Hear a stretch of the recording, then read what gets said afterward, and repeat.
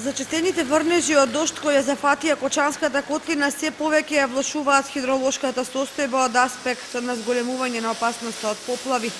Институциите кои се задолжени за следење на водотеците и акумулациите се уште не алармираат дека ситуацијата е проблематична, имајќи ги во предвид нивоата на вештачките езера и непречекорените горни граници на речните корита.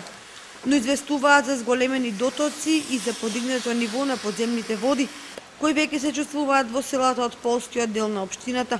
Поради тоа, превентивното следење и дежурствата се подигнати на повисок степен, се со цел доколку се укаже потреба да се интервенира брзо и ефикасно.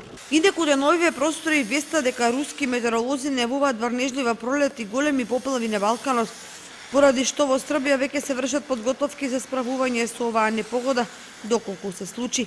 Врз основа на искуствата, евентуалното влошување на хидрологијата на овие простори, неизбежно ќе се почувствува и во Македонија, што е уште едно предупредување за будно и активно следење на состојбите.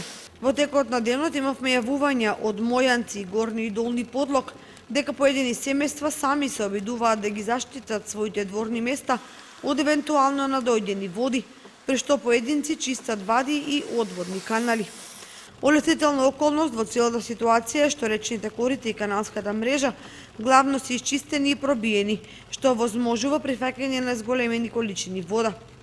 Потврда за тоа добивме од градоначалникот на општина Чечина во Облешево Костадин Личков, кој во денешниот телефонски разговор не потенцираше дека будно се следи ситуацијата и дека тој директно контактирал со луѓето кои ги посетиле критичните места.